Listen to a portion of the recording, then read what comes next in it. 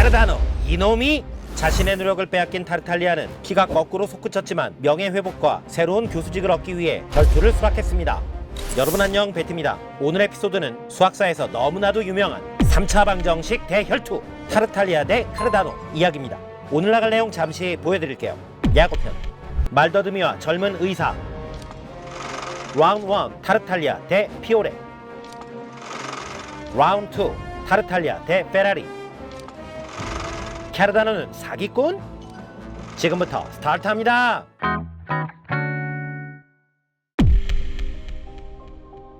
오늘의 두 주인공, 이탈리아의 3차 방정식 라이벌 니콜로 타르탈리아, 지로니모 카르다노를 소개합니다. 첫 번째 주인공, 니콜로 타르탈리아의 본명은 니콜로 폰타나입니다. 타르탈리아는 말더듬이라는 별명인데 그에게는 슬픈 유년기가 있었습니다. 그가 6살이 되던 해 프랑스 군대의 침공으로 니콜로는 아버지를 잃었습니다. 그로부터 6년 후 12살이 되던 해 전쟁의 승리에 진군하는 프랑스 군에게 아버지에 대한 증오심으로 가득 찼던 니콜로는 돌을 던지며 욕을 했습니다. 하지만 화가 난 프랑스 군인에게 니콜로는 무자비한 폭행을 당했고 중상을 입었습니다. 어머니의 극진한 간호로 생명은 건졌습니다만 니콜로는 부상 후유증으로 말더듬이, 즉 타르탈리아라는 별명을 지니게 되었습니다. 이렇게 타르탈리아는 아버지 없이 가난과 장애의 고통 속에 유년기를 보냈지만 피나는 노력으로 수학을 공부하여 20 후반의 나이에 베네치아의 수학 교수가 됩니다. 한편 두 번째 주인공 카르다노는 사생아로 태어나긴 했지만 그의 아버지는 레오나르도 다빈치와 절친이었고 유력한 변호사였습니다. 카르다노는 경제적으로 유복한 유년기를 보낼 수 있었으며 파비아 대학에서 의학을 공부했고 젊은 의사이자 수학자로 명성을 쌓아갔습니다. 카르다노는 다방면에 천재적인 재능을 가지고 있었지만 도박 중독자였고 괴팍한 성격의 소유자였습니다. 예킥! 1494년 복식부기로 유명한 회계학의 아버지 이탈리아의 수학자 파치올리는 3차 방정식의 일반해, 즉 근해 공식은 존재하지 않는다 라는 주장을 했습니다. 2차 방정식의 근해 공식이 나온 지 3000년 동안 아무도 3차 방정식의 근해 공식을 찾지 못했기 때문에 많은 사람들은 파치올리의 생각에 동의할 수밖에 없었습니다. 한편 파치올리의 발언은 반대로 많은 수학자들이 3차 방정식의 근해 공식에 도전하는 도화선이 되었습니다. 그리고 파치올리의 발언이 나온 지 얼마 되지 않은 1500년대 초 수학자 페로는 3차 방정식 x세제곱 더하기 ax는 b의 일반해를 구했으며 1530년대 초 오늘의 주인공 타르탈리아는 3차 방정식 x의 세제곱 더하기 ax제곱은 b의 일반해를 구하는 데 성공했으며 여기저기 자랑질을 했습니다. 이에 승부욕이 발동한 페로의 제자 안토니오 피오레는 1535년 2월 22일 밀라노 대성당에서 타르탈리아와 3차 방정식으로 결투를 하기로 했습니다.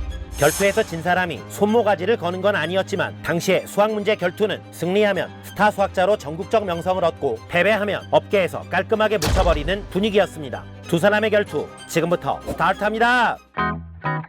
이 결투 방식은 다음과 같습니다. 두 사람이 각각 상대방에게 방정식 문제 30문항을 내고 점수가 높은 사람이 승리합니다. 결과는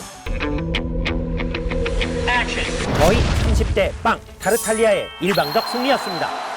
사실 타르탈리아는 결투가 성사되었을 때 자신이 발견한 1차항이 없는 3차 방정식 x세제곱 더하기 ax제곱은 b의 일반해만 알고 있었으나 결투를 며칠 앞두고 기적처럼 진짜 3차 방정식 ax세제곱 더하기 bx제곱 더하기 cx 더하기 d는 0의 일반해를 찾게 되어 타르탈리아는 모든 3차 방정식 문제를 풀 수 있었고 피오레는 스승 페로에게 전수받았던 3차 방정식만 풀 수 있었기 때문에 게임이 되지 않았던 것입니다. 이를 계기로 타르탈리아는 3차 방정식의 대가로 명성을 날리게 되었고 당시 3차 방정식의 일반해를 찾고 있던 카르다노 역시 타르탈리아의 명성을 듣게 되었습니다. 카르다노는 다양한 루트로 타르탈리아를 만나려 했고 그의 집요함에 마음을 열게 된 타르탈리아는 카르다노에게 특급 호텔 VIP급 접대를 받던 중 사나이 명예를 걸고 비밀을 지키겠다는 약속을 받으며 카르다노에게 3차 방정식의 일반해를 알려줘 버립니다. 다만 만에 하나를 대비해 증명까지는 알려주지 않았으며 카르다노도 그 고마움에 3차 방정식의 일반해를 발설하지 않았습니다. 1545년 위대한 술법 아르스 마그나를 출판하기 전까지는요. 도박을 좋아했던 카르다노는 한편으로는 258권의 책을 저술할 만큼 열정적인 지성인이었습니다. 그는 1545년 출간한 위대한 술법에서 페로와 타르탈리아가 만든 3차 방정식은 물론 자신의 애제자인 천재 수학자 페라리가 만든 4차 방정식의 일반해까지 발표해 버립니다. 이를 알게 된 타르탈리아는 분노를 참을 수 없었고 카르다노에게 격렬한 항의 서한을 보내지만 카르다노는 애제자 페라리에게 답장을 하라고 시킵니다. 존경하는 폰타나 선생님, 사부님 카르다노가 몸이 안 좋으셔서 대신 저랑 수학 결투를 하시겠습니까? 카르다노! 이놈이! 자신의 노력을 빼앗긴 타르탈리아는 피가 거꾸로 솟구쳤지만 명예회복과 새로운 교수직을 얻기 위해 결투를 수락했습니다. 하지만 4차 방정식까지 풀 수 있었던 페러리에게 타르탈리아는 벨로패를 당하고 맙니다. 이를 계기로 타르탈리아는 세상에 묻히게 되고 비탄과 울분 속에 카르다노를 저주하며 1557년 세상을 떠나게 됩니다. 오늘날 사람들은 3차 방정식의 일반해를 카르다노의 해법이라고 부릅니다. 타르탈리아 입장에서 카르다노는 자신의 아이디어를 훔친 사기꾼일 것 같습니다. 하지만 카르다노는 위대한 술법에서 타르탈리아에게 3차 방정식의 일반의 공식만 전수받았고 타르탈리아보다 앞서 페로도 3차 방정식 AX 세제곱 더하기 BX제곱 더하기 CX 더하기 D는 0의 일반해를 알고 있었다고 주장합니다. 또한 카르다노는 방정식 이외에도 수학과 다양한 분야에 많은 업적을 쌓았습니다. 확률 하면 떠오르는 수학자는 파스칼이지만 그 이전에 카르다노가 있었습니다. 카르다노는 도박 공략집의 하나로 주사위 게임에 관하여라는 책을 저술합니다. 이 책은 최초의 체계적인 확률론 책으로 평가받습니다.